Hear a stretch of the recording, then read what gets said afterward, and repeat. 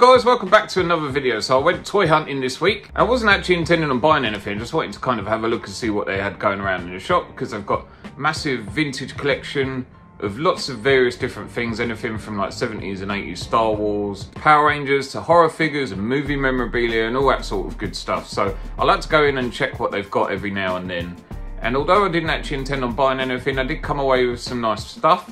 Nothing massively expensive. And for a while now, I've wanted to grab some vintage stuff for the collection, because obviously, as you can see behind, it is all modern stuff that I've got so far. So I did want to get a load of MMPR stuff, and I do intend on making a small display dedicated to the Power Rangers the movie. So I'll show you quickly what I saw along the way.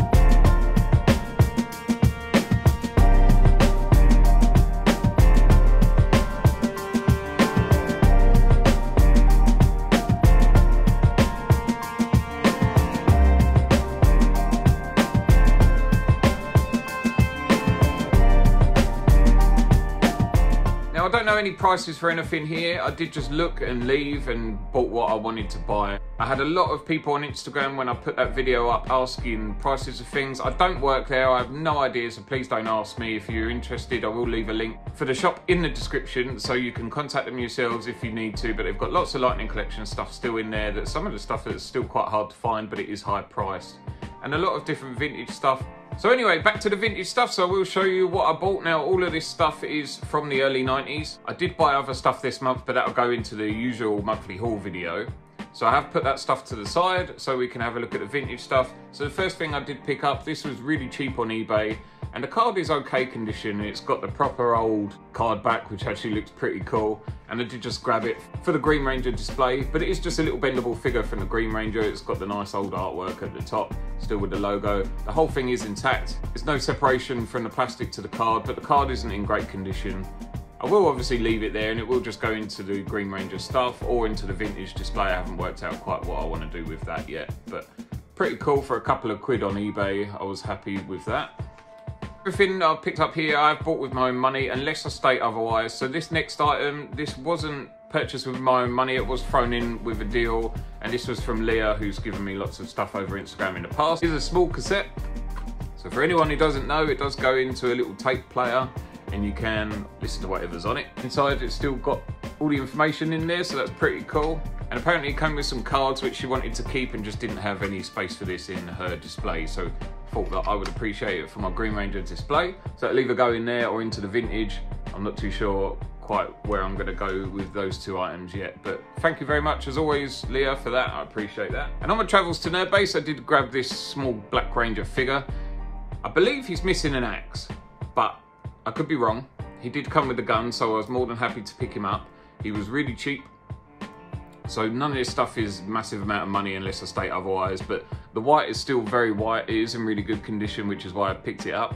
I do intend on grabbing the rest, and I do already have the green one, but I probably will replace it with a better looking one. Yeah, for a couple of quid, he's pretty cool, and I know exactly where I'm gonna put him. So yeah, again, that was from what I'd picked out of the cabinet at Nerd Base.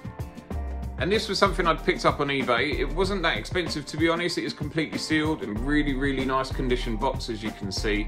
So again, something else I'm very happy with. This is from 1993, and it's got the old school tickets on the back of the box that you used to cut out. Now, I had these as a kid, and I used to love playing with these. My mum remembers buying us these for Christmas. So definitely had to pick this up when I see it, because it's not very often you see them in sealed condition like that, let alone being actually in good condition, even if they're loose. They do tend to have a lot of chipping and stuff on the chest. So when I saw this, I had to pick it up, because like I say, it was sealed as it will stay, and I do have a protective case for it. I do need to get some more. Sticking with the 8-inch figures, so this was something, again, I picked up from Nerd Base on my travels last weekend.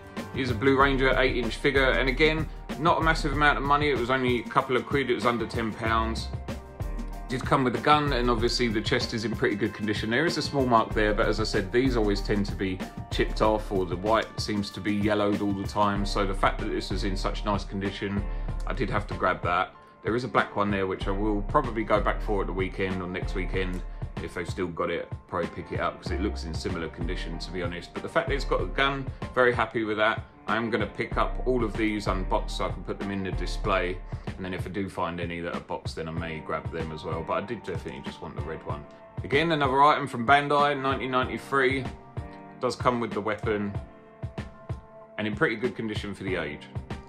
Okay, now this is something I've never seen before, so they don't tend to be in this good condition, let alone complete. There is currently one on eBay, which is quite a bit higher price than what I'd paid, but the sword looks in really good condition, as does the shield and the figure. This one I did find in Nerd Base on my travels, and to be honest, this is what kicked off me buying some of the vintage stuff. So as I said, I went in there with no intention on spending any money and saw this and thought, I'm not going to pass that up, seeing as it's complete, and ended up grabbing the other stuff while I went for this. So he does come with his saber, obviously 8-inch figure. The shield is all intact, and the white's pretty good on it, so obviously had to pick it up.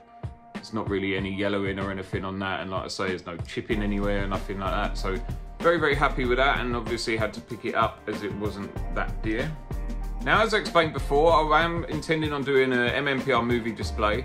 I will try and show you as much of it as I can at the end of the video once I've got it all in. So these next items I picked up on a bundle deal. They were really, really cheap for what they were, considering some of them are on a card. My intention was to take them off of the card, put them in the display, but I've since bought some little hooks, so they're going to go onto the corner of this, and I will hang them from there. Now, the cards aren't in amazing condition, but they are from the Power Rangers the movie. These cards are in good condition, but they do have the writing on them, unfortunately, so a little bit good with the bad, so they are in good condition, but they do have the writing on. Whereas I've got some that don't have writing on and are not in as good condition and have had the card reattached in some places when they've started obviously falling off. So like I said, the intention was to take them off, but I think I probably will just hang them up because they don't look that bad really. We did get the yellow ninja, the black one. Like I said, this is a full set, so we've also got the red one, the blue one looking quite chilled. Pink one, not on a very good card. Obviously you can see the ripping at the side there. And then the white one you can see is coming away from the bottom. But again, something from 1995. They've not done too bad. Did get all of these in a set for just over £10. Usually they tend to go for about 15 each. But obviously you're looking at better condition card, which is fine, I appreciate that. Like I say, I was intending on taking all these out, putting them in display, but I think I'll probably just leave them there, and I will show you at the end what I've done with these. Next up, keeping with the movie. So these are interesting, and they've had quite good feedback when I've been posting them on Instagram and stuff like that. People have been going crazy for them. Now these are Power Ranger the movie watches, which were being given away or sold as part of the movie promotion in 1995 at Burger King in Europe. I can't comment on whether they were anything in the US, but a lot of people from the US don't tend to have seen these before, and like I say, I could be completely wrong, but they were definitely around at that time in Europe. So these are little watches. They're all new in the boxes, and my obsession kicked off with these as I received this as a gift, so very, very nice. This is the Goldar one. The strap is in really good condition, as is the whole thing. Obviously never been worn before. Very, very 90s style with this one, and I really, really liked it. Did a little bit more research. Turns out there is 4 of them, which I have managed to get my hands on. One of them is on the way in the post, but I'll show you the other ones that I've got so far. And then next one's the Pink Ranger. So that looks quite nice. The art on them's pretty cool, and they do have a little logo again from the movie with some little action poses in a cartoon at the bottom.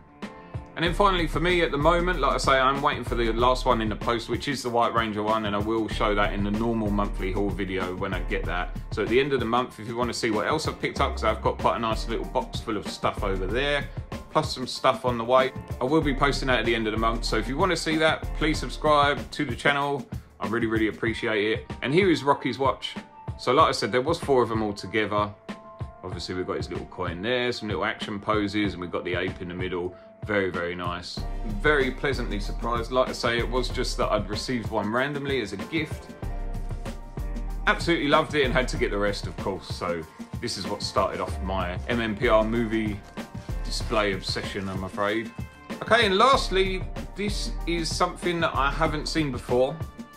Obviously I've seen the figure, but I never tend to see them boxed, especially not being sold on their own. If they're a bundle, then sometimes they go for quite a high price, but I don't often see them in the boxes in this kind of condition. So had to pick this up.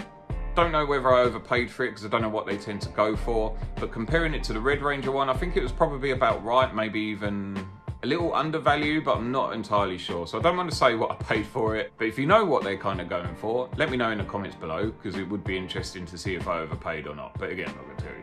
But anyway, so Mighty Morphin Power Rangers, we did get a White Ranger movie figure. So this is the same 8-inch figure as this.